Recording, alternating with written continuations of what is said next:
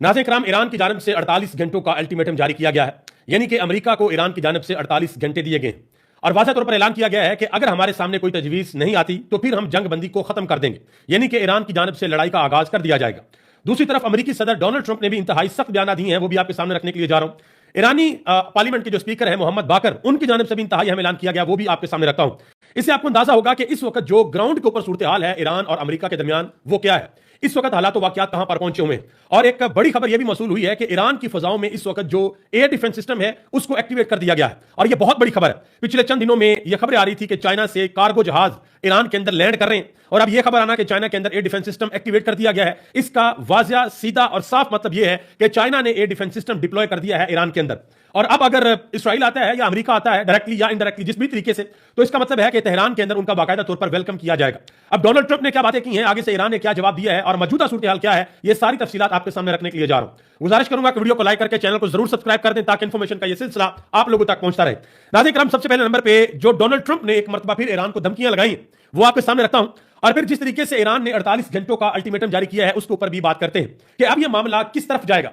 क्योंकि अब जो असल लड़ाई है वो नफ्सियात की लड़ाई है, और नफ्सियात की लड़ाई में भी ईरान का जो पल्ला है वो अमेरिका से बहुत भारी है। ईरान का हाथ ऊपर है। इस वक्त दुनिया के अंदर सिर्फ एक ही बात डिस्कस हो रही है कि आखिर ईरान के पास कौन सी ऐसी ताकत है, कौन सी ऐसी गिद्दड़ संगी है ईरान के पास कि ईरान अमेरिका के सामने घुटने नहीं टेक रहा।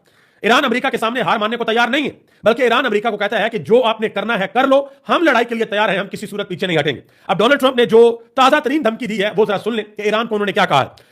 डोनाल्ड ट्रंप ने कहा कि ईरान इस वक्त बहुत ज्यादा मुश्किल में है और ईरान को समझ नहीं आ रही कि उनका लीडर कौन है। यानी कि ईरान जो है, ईरान की जो मिलिट्री एस्टेब्लिशमेंट है या उनकी जो पॉलिटिकल, उनके जो पार्टी के लोग हैं, जो सियासतदान हैं, उनको ये समझ नहीं आ रही कि ईरान का लीडर कौन है। बाकी दुनिया के बच्चे बच्चे को पता है, सबको पता है कि ईरान का जो लीडर है वो आयतुल्ला खामनाई का साहबजादा, उनका बेटा मुजतबा हसन खामनाई है, जो ईरान के इस वक्त सुप्रीम लीडर है। और ईरान का वजीर खारजा अब्बास अराक्ची है, ईरानी स्पीकर, ईरानी पार्लियामेंट के स्पीकर मोहम्मद बाकर है, ईरान के सदर जो है मसूद पज़ेश्कियान है। ये सारी दुनिया को पता है, लेकिन डोनाल्ड ट्रंप पता नहीं किन लोगों के बारे में बात कर रहा है कि भाई इनको नहीं पता कि ईरान के अंदर जो असल फैसला कुन ताकतें हैं वो कौन है। मजीद डोनाल्ड ट्रंप ने कहा कि ईरान के अंदर दो तरह के लोग हैं। एक सख्त मौकफ रखने वाले लोग हैं जो मैदान जंग के अंदर हार गए, जबकि दूसरे नरम मौकफ रखने वाले लोग हैं और उनको भी सपोर्ट मिल रही है। और यह सूरत हाल बड़ी अजीब है। साथ यह भी कहा कि हमारा आबन हुर्मुज़ के ऊपर मुकम्मल कंट्रोल है, कोई भी जहाज अमेरिका की नेवी की इजाजत के बगैर ना अंदर आ सकता है ना बाहर जा सकता है। यह भी कहा कि यह रास्ता मुकम्मल तौर पर बंद है जब तक ईरान कोई मुआहदा नहीं करता।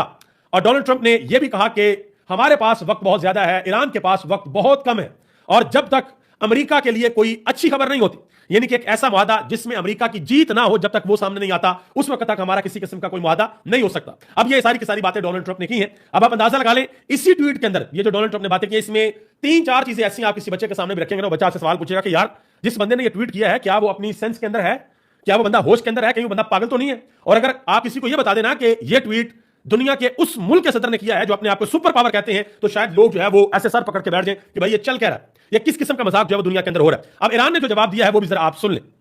अच्छा, डोनाल्ड ट्रंप ने एक और बात भी किया, वो भी बढ़िया है, वो भी जरा सुन लें। उन्होंने कहा जी मैंने अमेरिका की नेवी को हुक्म दिया है कि जो भी कश्ती चाहे छोटी हो या बड़ी हो, अगर आपने हुर्मुज़ के पानियों में बारूदी सुरंगें बचाते हुए नजर आए उसे फौरी तौर पर निशाना बना दिया जाए।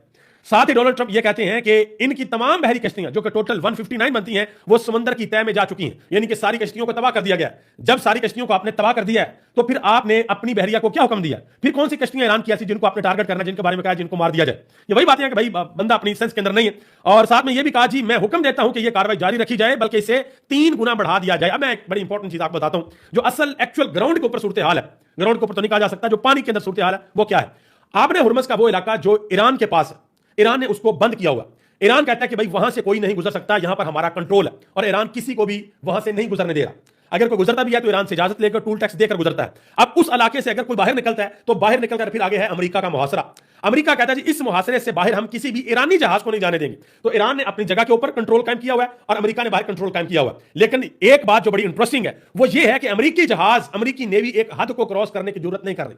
उनके अंदर इतनी जरूरत नहीं है कि वो एक लाइन को क्रॉस करें, क्योंकि आगे ईरानी बिल्कुल तैयार बैठे हुए हैं कि जैसे ही इन्होंने लाइन को क्रॉस किया हम बाकायदा इनके ऊपर हमला करेंगे। तो ईरान ने अपनी जगह पर एरिया ब्लॉक किया हुआ है और अमेरिका ने अपनी जगह पर एरिया ब्लॉक किया हुआ है।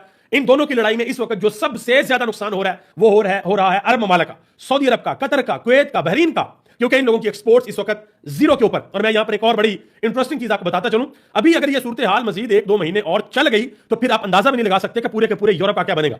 जो इनके पास इस वक्त रिजर्व्स पड़े हुए हैं, जब वो रिजर्व्स खत्म होंगे, जब इनके मुल्कों के अंदर बजट पास होंगे, तो फिर इनके मुल्कों के अंदर एक क़यामत जैसा समा होगा। इनको समझ नहीं आएगी कि भाई हमने अपनी जो तवानाई है वो किस तरीके से पूरी करनी है। अब जरा आगे आ जाए ईरान के ऊपर कि ईरान ने क्या ऐलान किए हैं, ईरान ने आगे से जवाब किस तरीके से दिया है।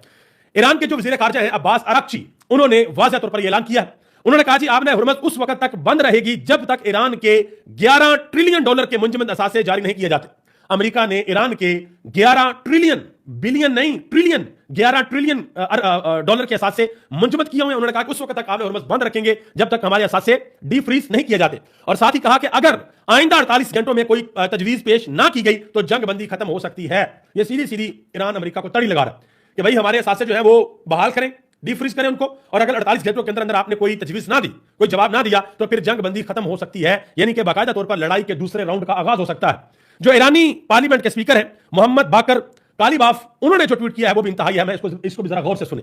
उन्होंने कहा जी ईरान में ना कोई इंतहा पसंद है और ना ही कोई मोतदल, हम सब सिर्फ ईरानी और इनकलाबी हैं। कौम और हुकूमत के मजबूत इत्तेहाद के साथ और सुप्रीम लीडर की मुकम्मल अताअत करते हुए हम दुश्मन को अपने किए पर सख्त पछतावा देंगे। जो दुश्मन ने किया हम उसको उसके किए पर सख्त पछतावा देंगे। साथ यह भी कहा कि एक खुदा, एक रहनुमा, एक कौम और एक रास्ता। आखिर में उन्होंने कहा कि और ये वो रास्ता है जो ईरान की फतह का रास्ता है और हमें अपनी जान से भी ज्यादा अजीज ये रास्ता है।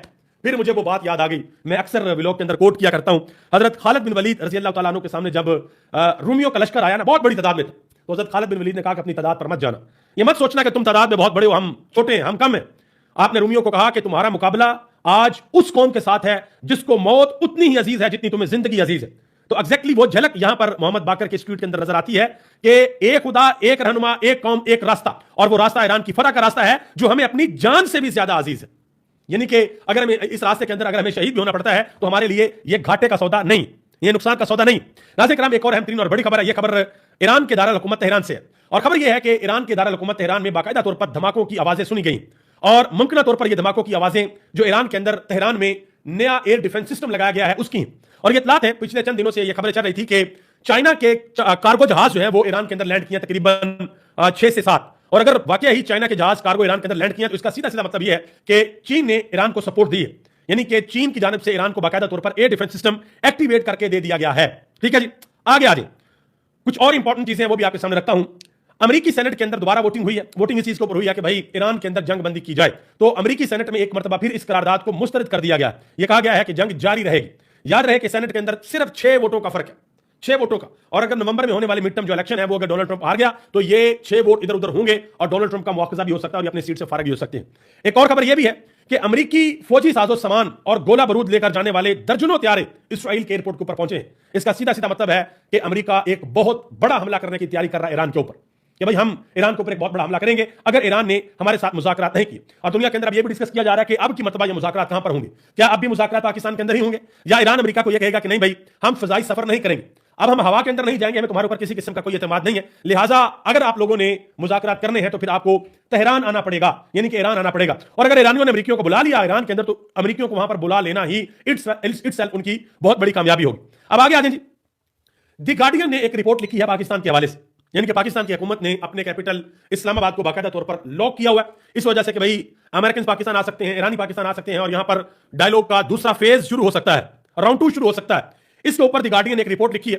उन्होंने कहा इस्लामाबाद कई दिन से लॉकडाउन के अंदर है, अमेरिका और ईरान के मुज़ाकरात शुरू होने का इंतजार कर रहा है जो कि बार बार मुलतवी हो रहे हैं, और शहर इसकी भारी कीमत अदा कर रहा है। सड़कें सुनसान है, दुकानें बंद हैं, पब्लिक ट्रांसपोर्ट मुअत्तल है, मुलाजमीन को घरों में रहने की हिदायत कर दी गई है, हजारों हॉस्टल्स और जो रिहायशी हैं उनको हफ्ता के रोज हुकूमत के हुक्म पर बेघर यानी कि भेज दिया गया है, और बहुत से पनाह ढूंढने के लिए तगो-दो कर रहे हैं। मजदूर अपनी दिहाड़ी और खाने से 6 दिनों से भी ज्यादा महरूम है, यानी कि 6 दिनों से मजदूरों की कोई दिहाड़ी नहीं लगी, वो कोई पैसा नहीं कमा पाए। ये आलमी मीडिया के अंदर इस वक्त आर्टिकल लिखे जा रहे हैं। आगे आ जाए, मारियो नोफल उन्होंने एक इंतहाई पोस्ट लिखी है, वो जरा सुन लें, बड़ी इंपॉर्टेंट है। उन्होंने कहा जी ईरान ने इसमें आपने हुर्मुज़ के अंदर जितने भी जहाज गुजरते हैं उसके ऊपर टूल टैक्स लगाने का ऐलान कर दिया है, और ये टूल टैक्स लाजमी अदा करना होगा अगर आपने हुर्मुज़ को पार करना है। और टूल टैक्स देकर आप पार करते हो तो आगे से अमेरिकी रोकेंगे।